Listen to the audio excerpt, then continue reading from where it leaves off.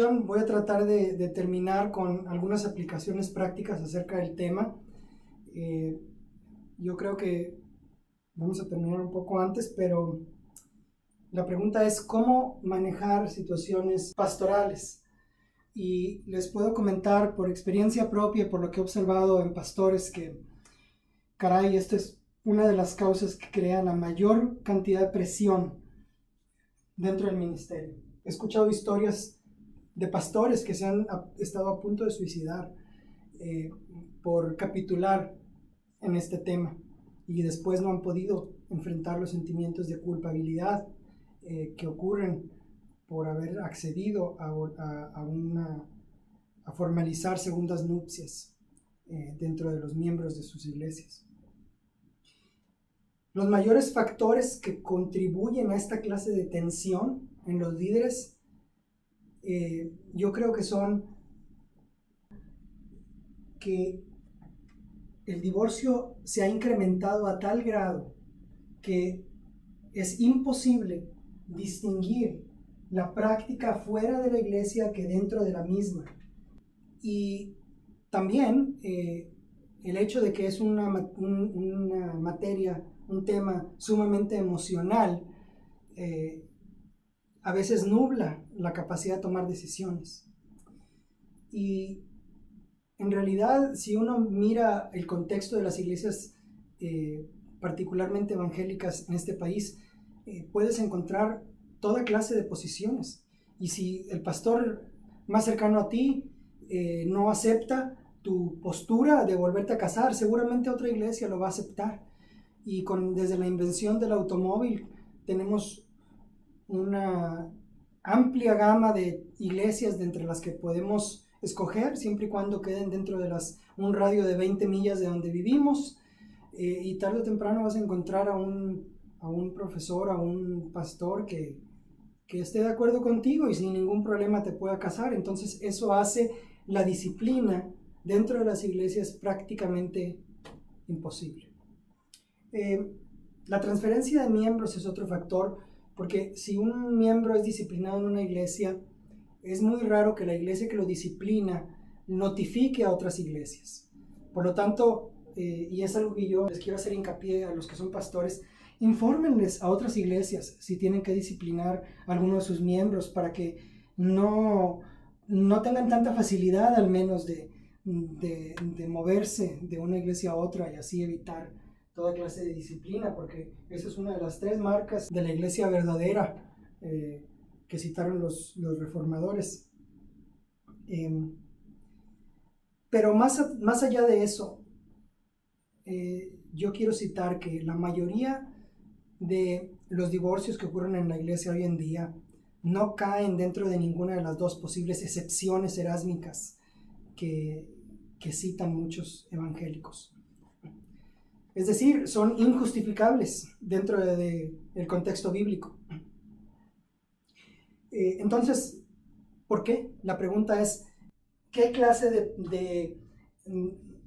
de punto de vista aplican los pastores de esas personas que plenamente han buscado asesoría en la iglesia y les han permitido volverse a casar?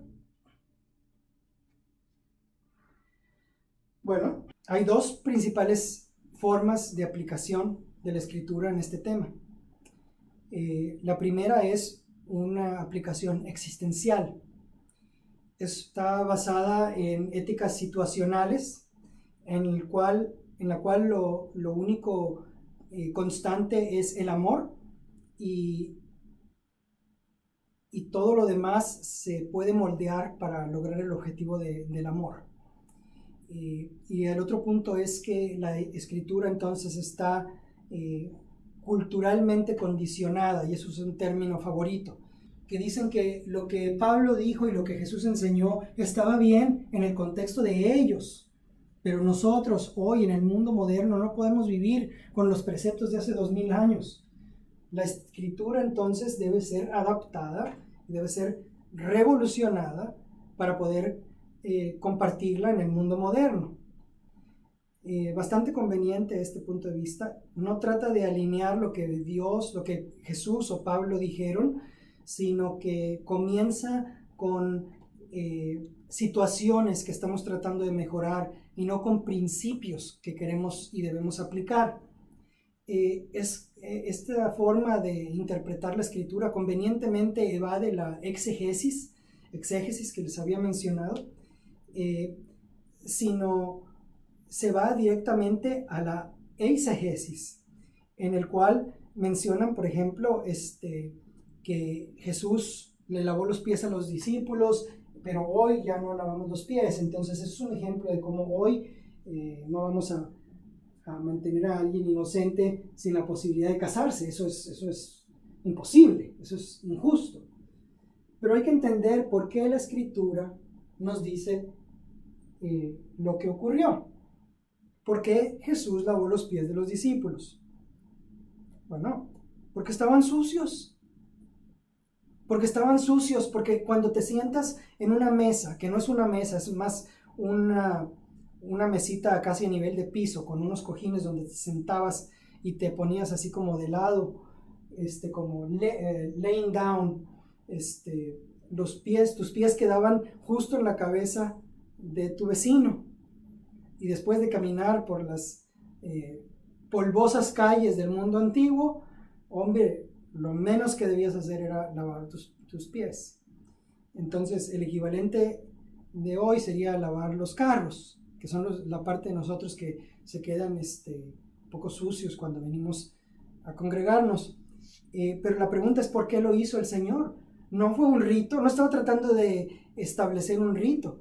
Se refiere a estar dispuesto a hacer la labor más sucia y más baja por amor a tu hermano. ¿Por qué no interpretamos la Escritura como debe ser? Otro ejemplo clásico es que dicen que el Nuevo Testamento estaba culturalmente condicionado con la longitud del cabello, y lo que para ellos era correcto, para nosotros no es. Hay una razón por la cual la Escritura indica que el cabello de los hombres debe ser más corto que el de las mujeres, y no es por nuestra causa. La Biblia dice que es por causa de los ángeles, que se sientan en la parte de atrás de la iglesia y observan el servicio.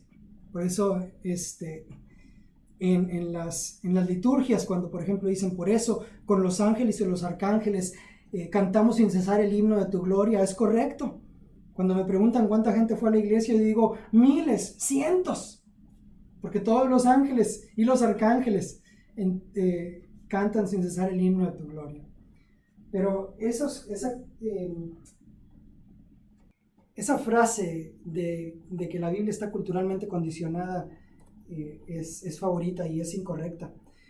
El otro punto de vista de esta aplicación de la Escritura, que no es aplicación del todo, es que es demasiado dura, que es demasiado absoluta, y entonces tratamos de contenerla y de medir las consecuencias de la aplicación de la parte de la Escritura que queremos aplicar. Al final no aplicamos nada. Al final, esta forma de aplicar la Escritura es no aplicándola. Al final nos volvemos gente expediente, no de principio. Al final nos convertimos en legisladores y no en hombres y mujeres de Estado, por así decirlo. Tenemos que actuar de acuerdo a principios. Y los principios del reino están establecidos en el Evangelio. Y de los labios de Cristo y de los labios de Pablo encontramos la verdad. Un daño colateral de este tipo de pensamiento práctico es que tendemos a actuar con base en precedente, no en principio de la Escritura. Y buscamos cómo Dios ha actuado en el pasado para trazar una justificación de cómo queremos actuar en el presente. Por ejemplo, alzamos a ver a fulanito que dice, su esposa está en su segundo matrimonio, sí, él es un hombre decente, es un pastor, y la mujer que tiene hoy anteriormente estaba casada con un abusador, y hoy está en prisión. Está en adulterio. Y justificamos el adulterio diciendo, pero Dios ha bendecido su matrimonio, el matrimonio de este pastor, de este individuo. Y lo usamos para justificar o para trazar una referencia de lo que Dios bendice y de lo que Dios no bendice como significado de su aceptación. Pero mira, si Dios hubiera esperado a que yo tuviera todo perfecto para comenzar a usarme, todavía estaría esperando. Y si tú también estuviera Dios esperando a usarte hasta que tuvieras todo bien y todos los puntos sobre las íes, Dios nunca utilizaría a nadie. El hecho de que nos use es una expresión de la gracia de Dios y no de su aprobación.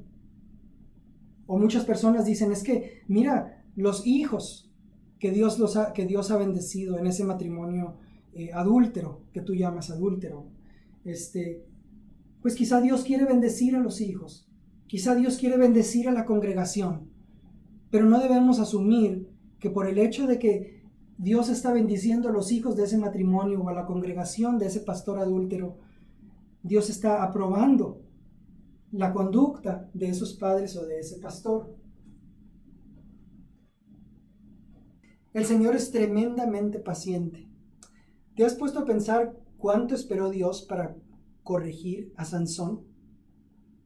Hasta los últimos 5 minutos de la vida de Sansón, Dios fue paciente y al final usó a Sansón como era su propósito. Pero el Señor tiene un molino y el molino del Señor se puede mover lentamente, pero muele hasta hacerte polvo. Entonces hay que tener cuidado con las conclusiones a las que llegamos por precedente. La Biblia no nos dio un precedente, ni en el caso de la mujer samaritana sabemos qué sucedió. Tenemos al Espíritu que nos ayuda a aplicar principios. El segundo enfoque es el enfoque bíblico. El enfoque bíblico tiene 2 formas de expresión. Uno es el enfoque confrontacional y el otro es el enfoque redentor. Cuando tienes un enfoque confrontacional, tu postura es: en esta iglesia no conducimos segundos matrimonios, probamos divorcios, llena en la línea en blanco. Al hacer eso, efectúas una presentación exitosa de tu punto de vista y presentas con claridad tu estándar, pero fallas en 2 aspectos. Uno es el aspecto evangelístico, porque tu hermano no va a volver a preguntarte, y muchas de estas personas vienen con nosotros a preguntar a la iglesia qué deben hacer y reciben un tratamiento brusco. Y en la segunda implicación es pastoral. Tenemos que entender que es más importante decirle con claridad al hermano por qué estamos trazando una línea en este punto, que el hermano vea que tenemos convicciones claras. La idea es levantar a la persona al estándar de Cristo, que es lo que Jesús consistentemente hizo en los evangelios, en lugar de dejar a la persona caer para poder sustentar un estándar de comportamiento que nosotros damos por aprobado. La otra aplicación es el enfoque de redentor. Nuestra prioridad no es mantener los estándares, es levantar a la gente. Jesús nunca bajó sus estándares para corresponder a la gente. Siempre elevó a la gente al estándar de Dios. Y eso es lo que debemos hacer nosotros. Para esto sugiero actuar de acuerdo a 3 principios en nuestra consejería. El primer principio es el principio del pecado. El adulterio es pecado y hay que llamarlo como tal. No es una debilidad, no es una dificultad, es un pecado. Y es un pecado que Dios ha considerado suficiente para mantener a una persona fuera del cielo. El desconocer este pecado no nos hace inocentes.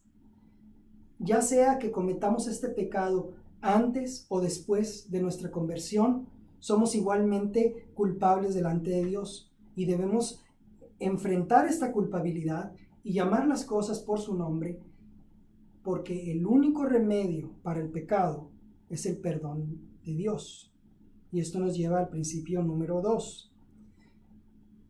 Cada acto de perdón está escrito en la sangre de Cristo. No hay nada más caro en este mundo que el pecado.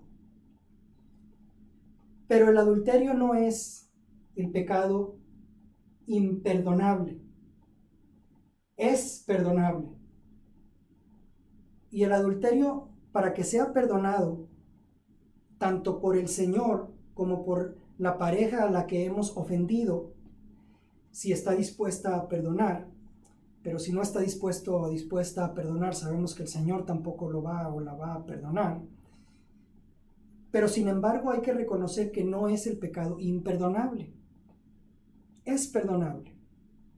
Y eso nos lleva al tercer principio, el del arrepentimiento. Dios no puede perdonar un pecado hasta que te hayas arrepentido. Y el arrepentimiento no es remordimiento. El arrepentimiento no se refiere a sentirte mal por el daño que le has hecho a Dios o el daño que le has hecho a otras personas o incluso a ti mismo. Lo que le has hecho a Dios, habiendo escupitado o lanzado una escupitaja a su amor en su cara, eso no es arrepentimiento. O el remordimiento por haberle causado quizá una enfermedad venérea o la muerte a una pareja o a un niño. Eso no es arrepentimiento. El arrepentimiento es sentirlo tanto que decidas nunca más volverlo a hacer. Estar tan arrepentido que nunca más vuelvas a cometer ese pecado. Eso es arrepentimiento. Muchos evangélicos el día de hoy te van a decir que el matrimonio es para toda la vida, que el divorcio está mal, pero cuando realmente empiezas a escarbar, te das cuenta que la mayoría no están aplicando los estándares de Cristo en su práctica y en su consejería. Para terminar, quiero hacer una reflexión que encontramos en Romanos, en el capítulo 6, cuando el apóstol pregunta: ¿continuaremos en el pecado para que la gracia sobreabunde? Y la respuesta es: Dios guarde.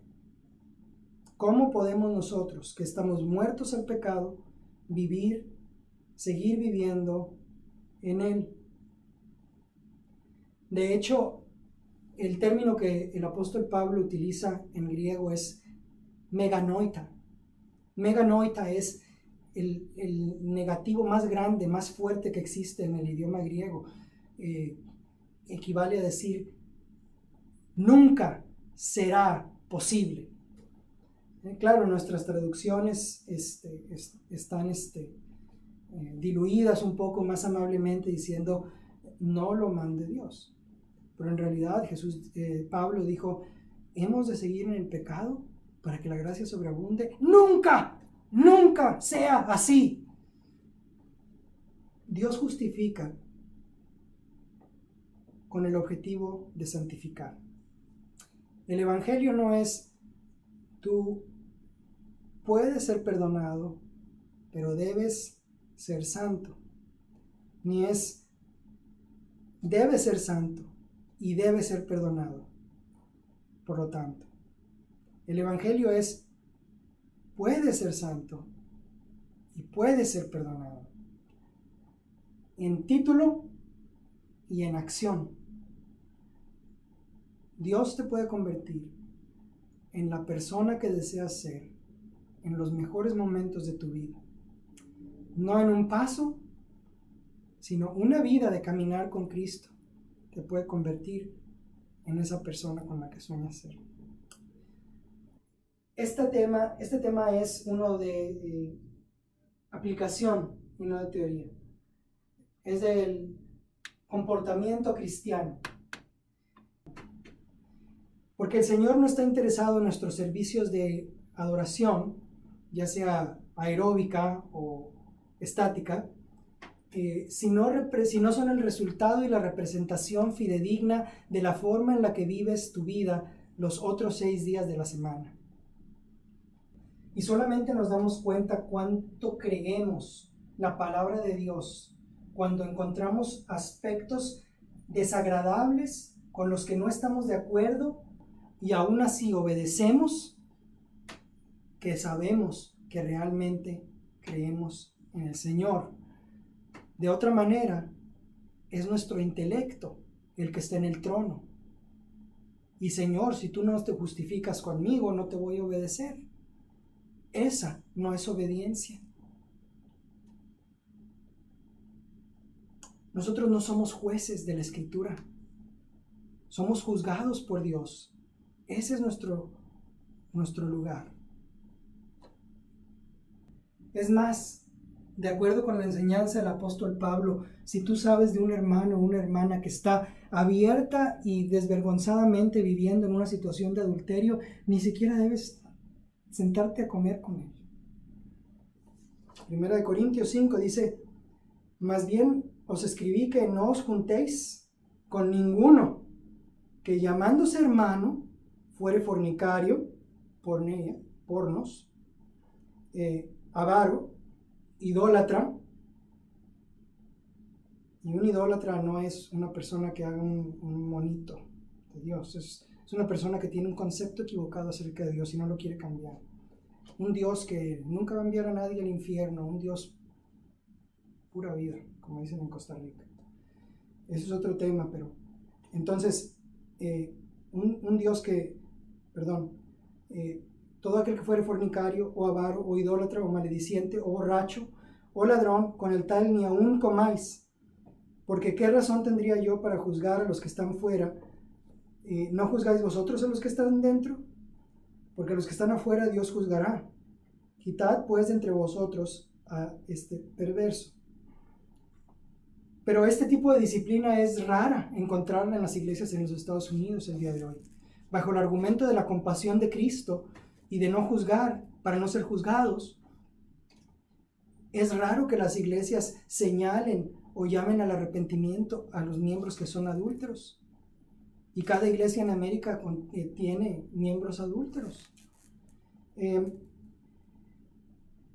Pero ¿realmente será que estamos siendo amorosos? ¿Será realmente la forma de reaccionar no confrontar al hermano, no juzgarlo, no evaluarlo, sabiendo que está caminando hacia una eternidad sin Cristo? Como en el mismo pasaje, unos versos más adelante, Pablo dice, ¿no sabéis que los injustos no heredarán el reino de Dios?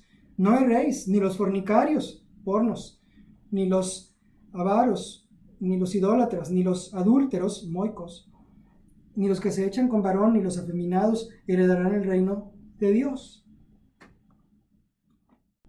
La realidad es que lo que es amoroso, cuando se trata de un hermano que está en adulterio, no es dejarlo a que camine hasta que llegue al infierno y un día encuentre a su Señor con ojos de fuego. Lo que es realmente amoroso es sentarnos a entender la doctrina bíblica y explicarla. Hermanos y hermanas, es tiempo de obedecer al Señor, no a las excusas de los hombres. Nuestra eternidad depende de ello. La separación de un matrimonio adúltero, evitar las segundas nupcias, la obediencia a nuestro Señor. Amén.